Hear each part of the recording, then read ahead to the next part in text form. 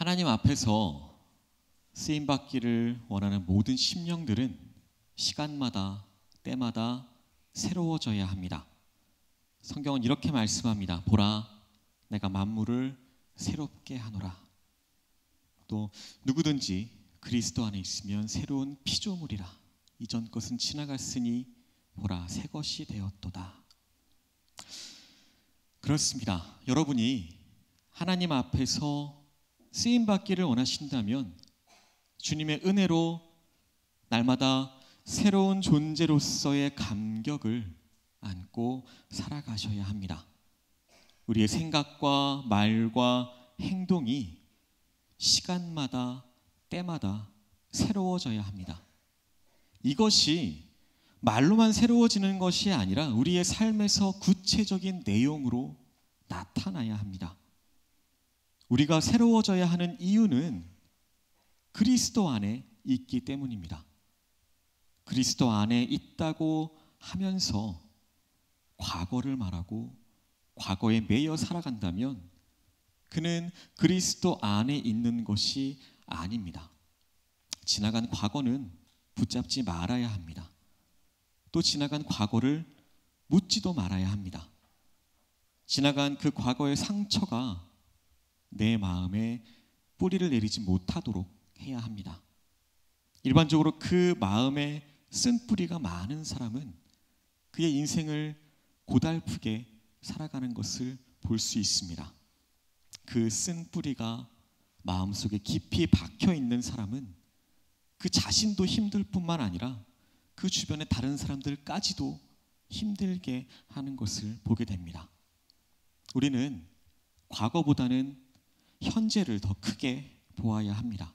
또 현재보다는 미래를 더 크게 바라보아야 합니다. 과거보다 미래를 크고 밝게 보는 사람이 주님을 의지하면서 살아가는 믿음의 사람입니다. 그럼에도 불구하고 우리들 가운데 보면 현재보다 과거를 더 크게 보는 사람들이 있습니다. 이런 분들은 대체적으로 감정의 기복이 심한 듯이 느껴집니다. 언제나 내가 처한 환경을 보면서 그 환경 중심적으로 살아갑니다. 그리고 또 이기적입니다. 과거에 파묻혀 살아가기 때문에 미래에 대한 소망, 꿈도 없습니다. 이루고자 하는 소망조차도 찾아볼 수 없습니다. 하나님께서는 이런 사람을 통해서는 어떤 일도 이루시지 않습니다. 신앙은 항상 미래를 향한 새로움에 도전하는 기상을 말해줍니다.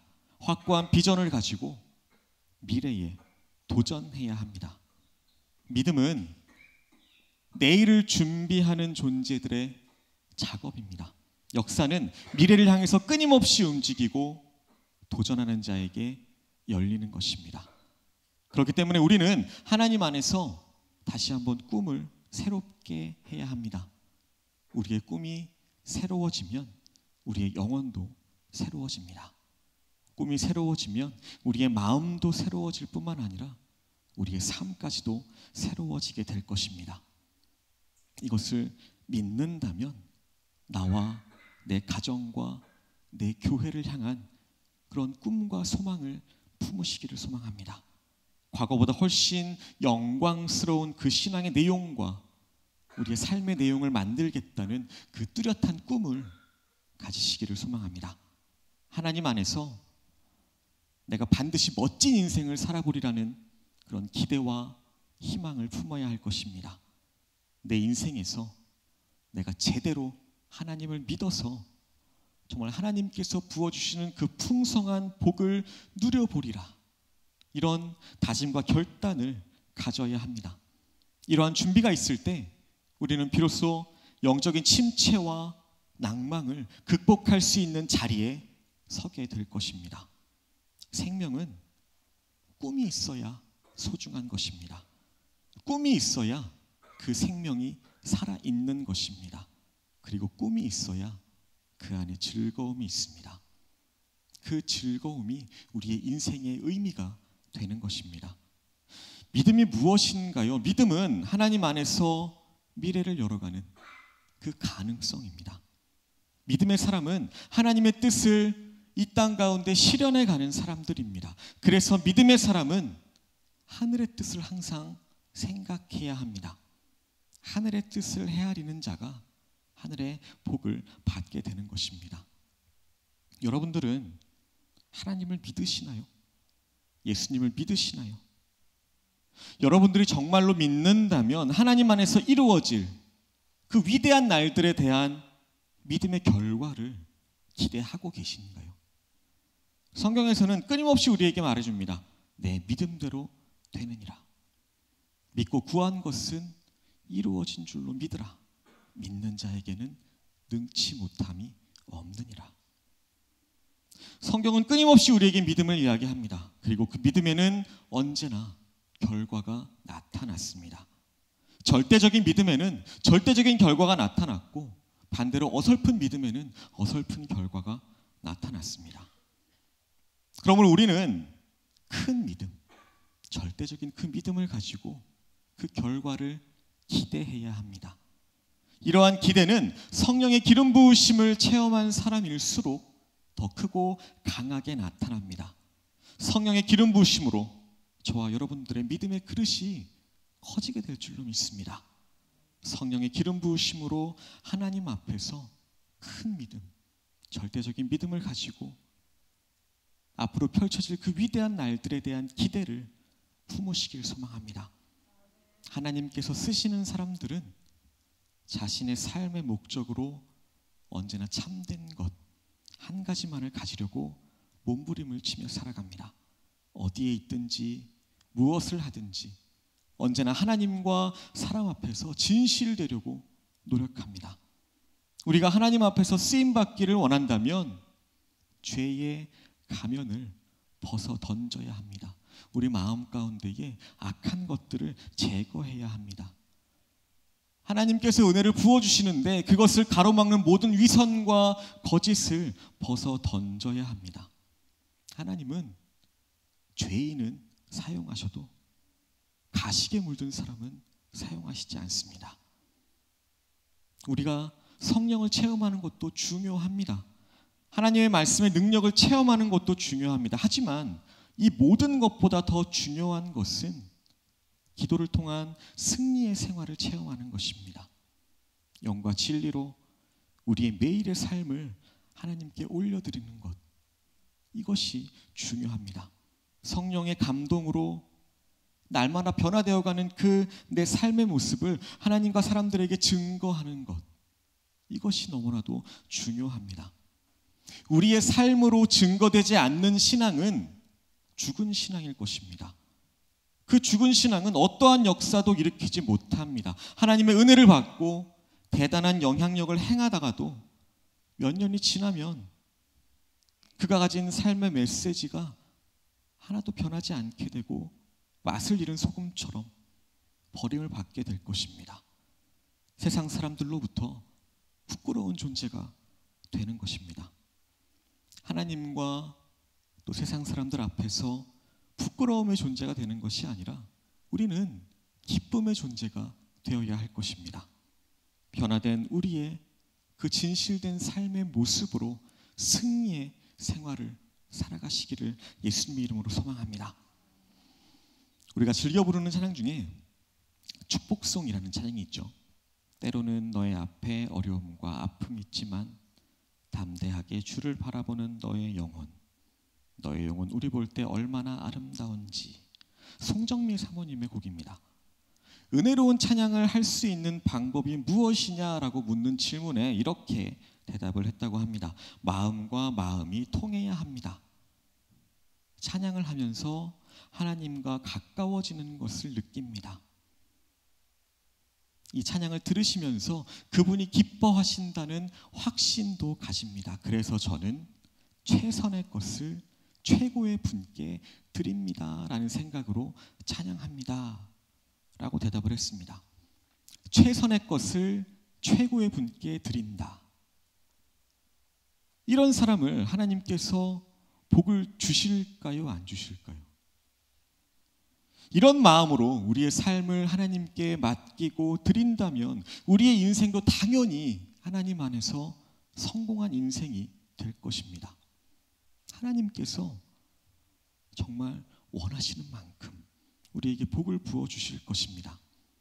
말라기를 보면 당시에 이스라엘 백성들과 종교 지도자들이 하나님 앞에 제물을 드리기는 했습니다. 그런데 더럽고 썩은 것을 드렸습니다. 하나님 앞에 봉헌한다고 하면서 훔친 물건과 저는 것, 병든 것, 이런 것들을 가지고 왔습니다. 최선의 것을 최고의 분께 드리는 것이 아니라 최악의 것을 최고의 분께 드렸습니다. 이러한 그들의 행동에 대해서 하나님께서는 단호하게 말씀하십니다. 말라기 2장 2절에 보시면 너희가 만일 듣지 아니하며 마음에 두지 아니하여 내 이름을 영화롭게 하지 아니하면 내가 너희에게 저주를 내려 너희의 복을 저주하리라. 내가 이미 저주하였나니 이는 너희가 그것을 마음에 두지 아니하였음이라. 그리고 계속해서 그들의 자손에 대해서도 이렇게 말씀하십니다. 너희 때문에 너희 자손을 꾸짖을 것이다. 너희 얼굴에 똥으로 칠할 것이다. 너희가 바친 희생제물의 그 똥을 너희 얼굴에 칠할 것이다. 그리고 너희가 그 똥 무더기 위에 버려지게 될 것이다. 여러분들이 알고 계시는 것처럼 하나님은 사랑이 많으신 하나님이십니다. 하지만 동시에 질투의 하나님이십니다. 이 말은 사랑의 하나님께서는 그의 자녀들이 당신을 향하여 절대적인 사랑으로 다가오기를 원하신다는 것입니다. 하나님께서는 그 독생자를 주시기까지 우리를 절대적으로 사랑해 주셨습니다. 하나님께서는 언제나 우리들을 가장 최선의 것으로 사랑하셨고 최고의 것으로 우리에게 부어주셨습니다. 그래서 오늘 우리도 하나님을 절대적으로 사랑해야 한다는 것입니다. 최선의 것으로 최고의 분께 드려야 합니다. 우리가 절대적으로 하나님을 사랑하고 최선의 것으로 하나님께 드리기를 힘쓴다면 우리의 나머지 인생은 하나님께서 당연히 책임져 주실 것입니다. 우리뿐만 아니라 우리의 다음 세대까지도 하나님께서 복에 복을 더하여 주실 것입니다. 오늘 본문에 보시면 삼손에 대한 이야기가 나옵니다. 성경에 나오는 많은 인물들 가운데서 인생의 실패와 성공을 가장 극단적으로 보여주고 있는 인물이 바로 삼손일 것입니다. 삼손의 생애를 보시면 그 성공의 전성기들을 거쳐서 처절한 실패로 막을 내립니다. 두 눈이 뽑힌 채로 감옥에 갇히고 그곳에서 열심히 맷돌을 돌리고 있는 그 삼손의 모습을 한번 상상해 보시기 바랍니다. 그의 눈에서 눈물이 떨어질까요? 아니면 피눈물이 떨어질까요? 복수심과 호기심, 이것으로 들뜬 그 군중들 앞에 불려 나와서 마치 서커스단의 광대처럼 그렇게 재주를 부리는 그 삼손의 비참한 모습을 한번 생각해 보시기 바랍니다. 삼손의 그 당당했던 첫 출발과 상상할 수 없던 그 힘으로 일관했던 그의 삶이 절망과 나락으로 떨어진 것입니다. 그 이유가 무엇일까요? 삼손이 성공하는 삶에서 처절한 실패의 삶으로 떨어진 원인이 과연 어디에 있을까요? 오늘 우리는 본문에 나타난 그 삼손의 모습을 보면서 저와 여러분에게도 닥칠 수 있는 그 실패를 막는 방법에 대해서 알아보려고 합니다. 어떤 일이 있어도 나를 향한 하나님의 기대를 저버려서는 안 될 것입니다. 어떤 일이 있어도 나 자신을 향한 그 희망을 거두는 어리석은 사람이 되지는 말아야 할 것입니다. 사사기 15장 20절에서 이렇게 말합니다. 블레셋 사람의 때에 삼손이 이스라엘의 사사로 20년 동안 지냈더라. 우리는 여기에서 삼손이 이스라엘의 사사로서 자신의 인생에서 최고의 전성기를 맞이하고 있음을 알게 됩니다. 한 나라를 이끄는 지도자로서 20년 동안 그 나라를 다스렸다는 것은 분명히 성공한 인생임이 분명합니다. 그런데 오늘 함께 읽었던 그 본문이 시작되는 16장 1절에서는 이렇게 시작이 되고 있습니다. 삼손이 가사에 가서 거기서 한 기생을 보고 그에게로 들어갔더니.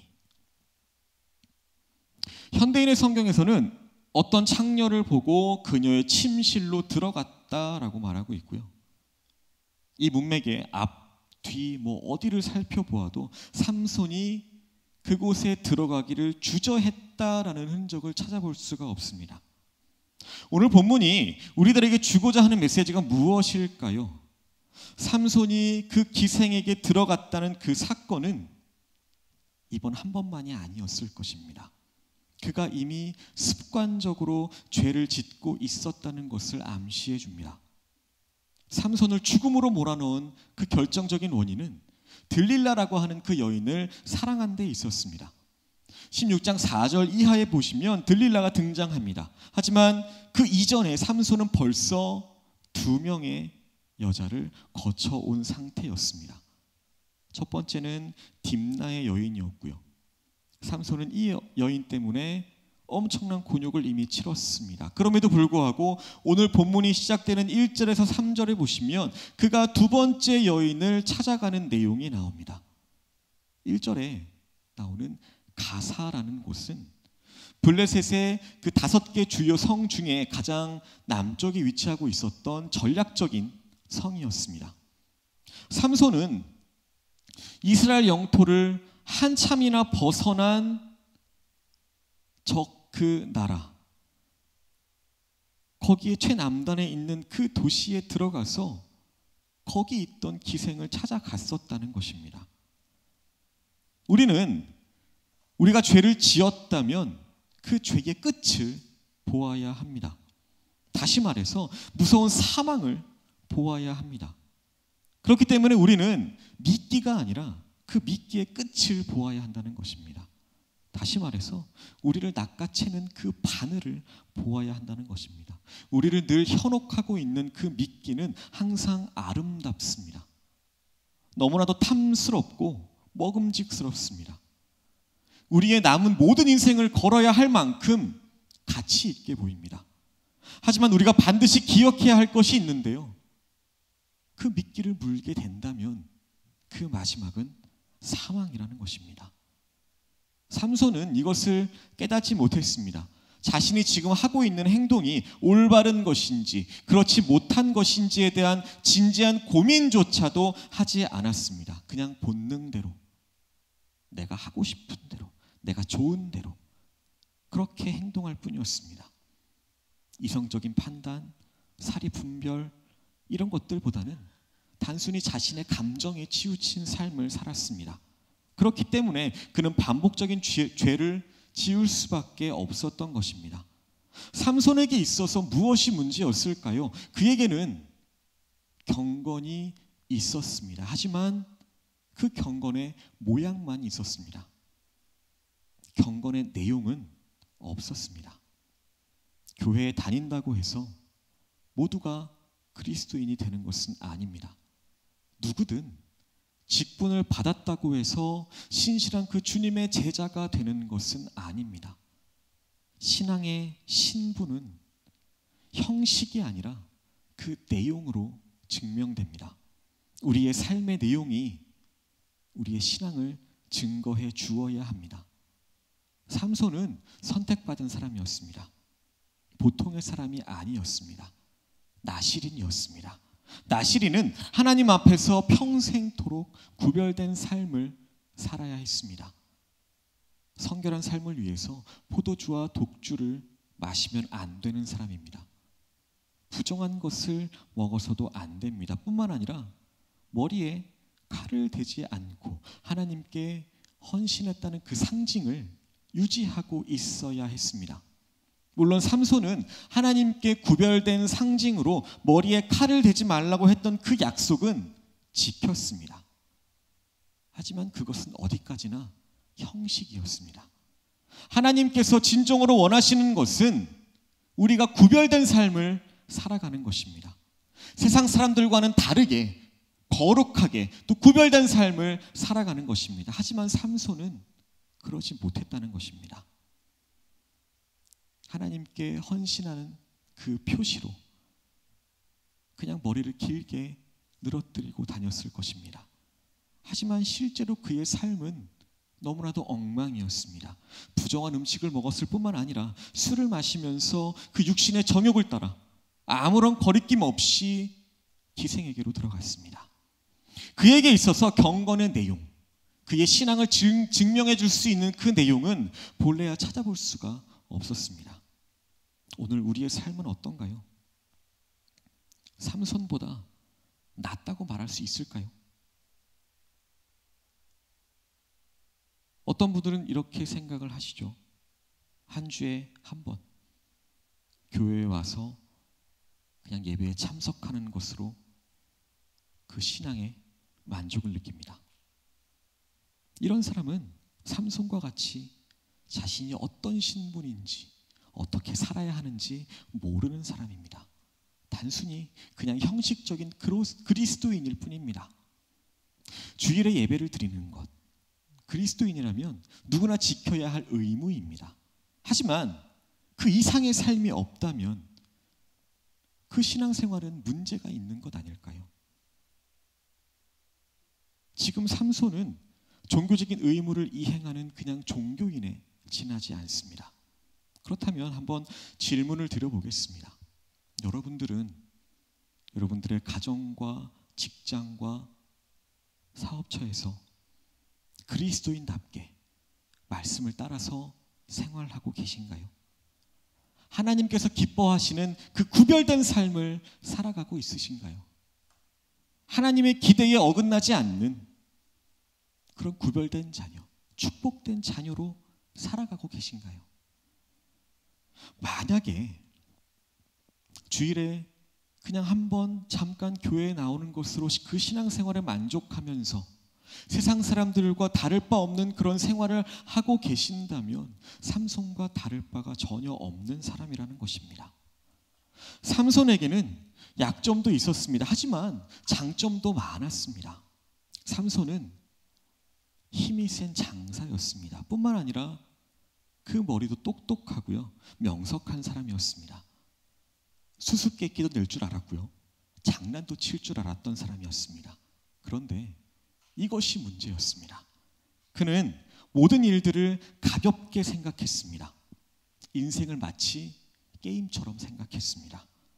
자신의 인생에 대해서는 진지하게 생각해 보지 않았습니다. 그래서 들릴라와의 시작도 마치 게임처럼 시작됩니다. 그리고 결국에는 하나님께서 자르지 말라고 하신 머리카락을 들릴라에 의해서 잘리고 맙니다.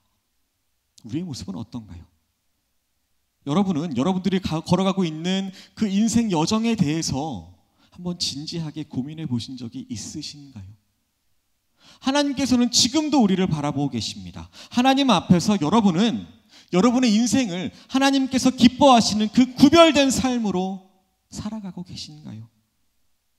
어쩌면 불신앙의 모습들이 우리의 삶 속에서 너무나 쉽게 발견되고 있지는 않나요? 마치 그냥 옆집에 놀러 가듯이 그렇게 교회에 나오고, 그러면서 우리의 그 신앙의 성숙을 위한 그 진지함보다는 그냥 다른 사람들과 좋은 시간을 보내는 것, 그것에 더 힘을 쏟고 계시진 않은가요? 진정으로 예수님을 내 인생의 구주로, 내 삶의 주인으로 모시는 사람은 자신의 인생을 결코 가볍게 여기지 않습니다. 자신의 모든 것을 들여서, 자신의 모든 것을 맡겨서 우리의 주인 되신 하나님을 섬깁니다. 내 뜻이 아닌 하나님의 뜻대로, 하나님의 기대에 어긋나지 않는 삶을 살아가려고 몸부림을 친다는 것입니다. 바울은 이렇게 고백합니다. 내가 그리스도와 함께 십자가에 못 박혔나니 그런즉 이제는 내가 산 것이 아니요 오직 내 안에 그리스도께서 사신 것이라. 이제 내가 육체 가운데 사는 것은 나를 사랑하사 나를 위하여 자기 몸을 버리신 하나님의 아들을 믿는 믿음 안에서 사는 것이라. 우리가 사는 날 동안 하나님만을 섬기고 따르겠다고 고백했으면 우리의 실제 생활에서도 구체적인 모습으로 말씀대로 살아가는 것을 보여주어야 합니다. 주일에 예배를 드리고 성경 조금 읽고 기도 잠깐 하는 것, 우리의 경건의 모양은 유지됩니다. 그 형식은 유지됩니다. 하지만 그것으로 신앙의 내용을 만들어 가기에는 턱없이 부족하다는 사실을 잊지 말아야 할 것입니다.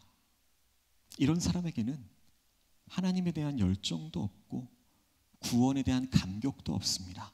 주님을 향한 뜨거움도, 하나님께 드리는 헌신도 없는 그냥 건조하고 냉랭한 삶이 되고 맙니다. 삼손과 같이 하나님 앞에 범죄하는 삶을 살아서는 안 될 것입니다. 어떠한 일이 있어도 나를 향한 하나님의 기대를 저버리게 해서는 안 될 것입니다. 어떠한 일이 있어도 나 자신을 향한 그 희망을 거두는 어리석은 삶이 되어서는 안 될 것입니다. 우리가 쉽게 마시는 그 커피 한 잔에요, 보통 사람들이 평균적으로 살고 있는 집을 40cm의 두께의 안개로 감싸고도 남을 만큼의 수분이 우리가 마시는 그 커피 한 잔에 들어있다고 합니다. 그 소량의 액체가 얇게 퍼지면 40cm나 되는 그 폭의 안개를 만들 수 있게 되고요. 그 안개가 우리의 시야를 완전히 가릴 수도 있습니다. 우리는 안개가 길을 가로막으면 당황합니다. 예전에 군대에 있을 때요, 민통선 통제소 근무를 하려고 보통은 차로 이제 다녔는데요, 안개가 심하면 그냥 논두렁 길을 걸어갔습니다. 그런데 안개가 얼마나 심했는지 걸어가다가 앞에 뭐가 갑자기 나타나서 깜짝 놀란 적이 있습니다. 앞에 나타난 게 뭐였냐면 고라니였어요. 고라니를 딱 마주치고서 저도 놀라고 고라니도 놀라고 바로 고개를 돌려서 서로 뛰어가더라고요. 안개가 이렇게 우리 눈앞에 펼쳐지면 갑자기 나타나는 대상에 대해서 우리는 당황합니다. 그러면서도 태양이 위에서 그 안개를 말리고 있다는 사실을 우리는 잊어버립니다. 안개를 만나면 우리는 왜 당황하나요? 우리의 시선을, 우리의 시각을 유지하지 못하기 때문입니다. 문제와 근심은 우리의 상황에 마치 안개처럼 작용합니다. 그래서 우리가 바라보아야 할 것들을 우리의 그 바른 시각으로 보지 못하게 만듭니다. 때때로 그냥 TV에 나오는 그 퀴즈 프로그램들에 나오는 것처럼 모든 것을 빠르게 해결하려고 허둥대게 되고요. 어떻게 해야 할지 모르겠는 그런 상황에 생각조차 나지 않으면 당황합니다. 하지만 우리가 기억해야 될 게 있는데요, 하나님께서 행하시는 모든 일들에는 돌발 사태가 없다는 것입니다. 하나님은 우리의 문제를 당사자보다 더 잘 알고 계십니다. 하나님은 우리를 지으실 때 우리 스스로 모든 것을 해결하도록 지으시지는 않으셨습니다. 하나님을 의지하도록 만들어 주셨습니다. 하나님을 의지하면 우리 앞에 어떤 안개가 우리의 눈을 가로막고 있다고 할지라도 그 안개를 거두어 주신다는 것입니다. 그런데 이런 깨달음은 우리가 영적으로 민감한 상태에서 가능합니다. 영적으로 둔감하고 날마다 죄 가운데 살아가는 사람은 이 진리를 알지 못합니다. 아니, 알려고 하지도 않을 것입니다. 그래서 우리는 영적인 것을 늘 소중히 여겨야 합니다. 하나님 안에서의 그 영적인 체험을 결코 가볍게 여겨서는 안 된다는 것입니다. 삼손은 자신의 지금 영적 상태에 대해서 무지했습니다. 관심이 없었습니다. 오늘 보면 20절은 삼손의 인생에서 가장 비극적인 결과를 기록하고 있습니다. 삼손이 잠을 깨며 이르기를 내가 전과 같이 나가서 몸을 떨치리라 하였으나 여호와께서 이미 자기를 떠나신 줄을 깨닫지 못하였더라. 삼손은 하나님께서 자신을 떠나신 줄을 깨닫지 못했습니다. 결국 자신의 영적인 상태를 바로 인식하지 못했기 때문에 그의 인생은 너무나도 처참한 비극으로 떨어졌습니다. 하나님께 열정을 바치지 않고 하나님께 온전한 삶을 드리지 않아도 괜찮을 것 같아서 그렇게 조금씩 주님 곁에서 멀어지는 것이 바로 영적인 감각이 무디어지는 것임을 우리는 알아야 할 것입니다. 주일에 교회 가지 않아도 별 탈이 없다고 느끼고 기도를 하지 않아도 다른 사람들은 잘만 산다던데, 이런 것들을 부러워하지 마시기를 소망합니다. 이것은 서서히 신앙의 자리에서 벗어나는 것입니다. 우리는 영적인 부분에 민감해야 합니다. 영적인 부분을 날마다 성장시켜 나가야 합니다. 영적으로 성장하지 못하면 어느 한계에 부딪혔을 때 우리의 신앙이 멈추게 될 것입니다. 흔히 영적인 것들에 대해서 사람들은 그냥 조그만 것들, 조그만 결과물만 보여도 마치 모든 것이 다 이루어진 것처럼 생각합니다. 하지만 그게 아닌 거죠. 착각입니다. 영적인 부분은 가면 갈수록 우리의 그 신앙이 성장하면 성장할수록 더 신비로운 것입니다. 더 만족함을 얻게 되는 것이고 더 기쁨으로 충만하게 되는 것입니다. 그래서 바울은 믿음의 아들이라 여겼던 디모데에게 이렇게 권면합니다. 경건에 이르도록 내 자신을 연단하라. 육체의 연단은 약간의 유익이 있으나 경건은 범사에 유익하니 금생과 내생에 약속이 있느니라. 육체의 연단은 약간의 유익이 있습니다. 이 땅에 사는 동안에만 유익이 있습니다. 하지만 경건의 훈련은 범사에, 그리고 이 세상과 장차 올 세상에도 유익이 있습니다. 그렇기 때문에 우리는 먼저 영적인 훈련이 되어져야 합니다. 우리의 영이 먼저 거룩해지면 우리의 마음도 거룩해집니다. 우리의 영이 거룩해지면 우리의 육신까지도 평안해집니다. 그렇기 때문에 우리는 영적인 부분을 성장시키는 일에 게을리하지 말아야 할 것입니다. 모태신앙으로 자라는 것 매우 귀한 일입니다.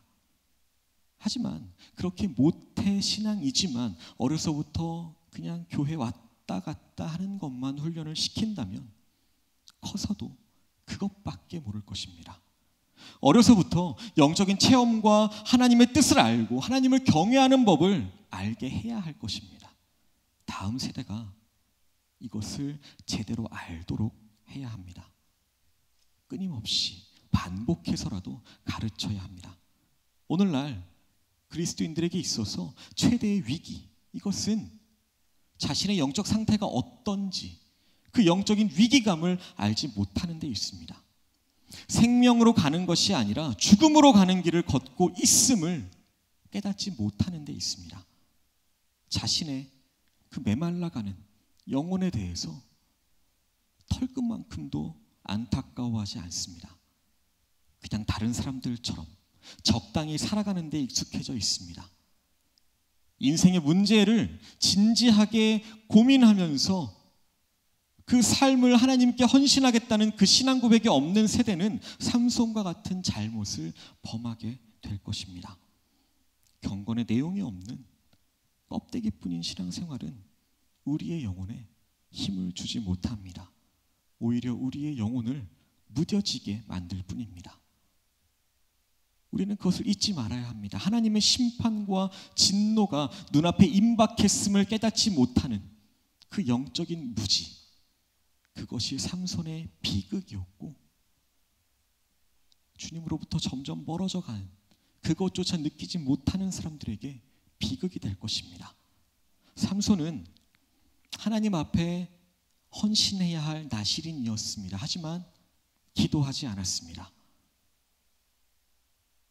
혹시 여러분들 가까이에라도 일주일 내내 하나님을 생각조차 하지도 않고 살다가, 하나님께 기도 한마디 하지 않고 살다가 그냥 주일에 겨우 형식적으로 눈을 감고 있는 사람은 없나요?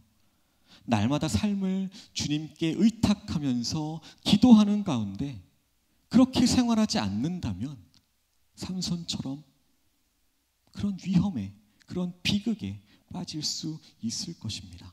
삼손은 기도하지 않고 살았습니다. 왜 기도하지 않았을까요? 자기 자신을 믿었기 때문입니다. 하나님을 믿은 것이 아니라 자기가 가지고 있는 힘과 꾀만 믿고 살았습니다. 그래서 더욱 자기 마음대로 살았습니다. 자신의 육신의 정욕이 이끄는 대로 살았습니다. 습관적으로 죄를 지었습니다. 이런 인생에는 하나님께서도 기대를 접을 수밖에 없을 것입니다. 이런 삶은 결국 스스로가 자신에 대한 희망을 포기하게 됩니다. 이것이 인생 최고의 비극입니다. 대부분의 사사들이 다스리던 때에는 그 땅이 태평했다고 기록하고 있습니다. 사사기에 보시면요, 그 사사들이 이스라엘을 다스리는 동안에는 계속해서 그 땅이 평화로웠다고 기록합니다. 그런데 삼손이 있던 그 동안에는 그런 말이 기록되지 않았습니다. 왜냐하면 그가 하나님을 의지하지 않고 자신의 힘을 믿었기 때문입니다. 한 지도자의 잘못된 인생이 그 땅을 병들게 만들었습니다. 한 사람의 잘못된 신앙이 그 땅의 평화를 깨뜨렸습니다. 우리는 돌아서야 합니다. 껍데기 같은 그 형식적인 신앙을 벗어버리고 더 늦기 전에 하나님 앞에서 진실함으로 하나님의 사랑을 받는 존재로 살아가야 합니다. 하나님께서 기대하시는 그 한 생명으로 살아가야 합니다. 오직 하나님 한 분만을 의지하며 살아가야 합니다. 그러기 위해서 무엇보다 하나님께 헌신하시기를 소망합니다. 무엇보다도 죄가 나를 다스리지 못하도록 성령의 충만함을 받아야 할 것입니다. 이것이 우리가 인생에서 실패와 절망을 이겨내고 성공할 수 있는 삶의 비결입니다. 여러분, 한 사람 한 사람을 향한 하나님의 기대가 있음을 잊지 마시기를 소망합니다. 하나님은 온전히 하나님께 맡기고 온전히 하나님만 의지할 것을 기대하십니다. 하나님의 말씀대로 순종하며 살아갈 것을 기대하십니다. 그리고 그 기대를 우리는 저버리지 말아야 할 것입니다. 하나님께서 기뻐하시고 복 주시기를 원하시는 그 한 사람, 한 영혼으로 살아가시는 저와 여러분들 되시기를 예수님의 이름으로 소망하고 축복합니다.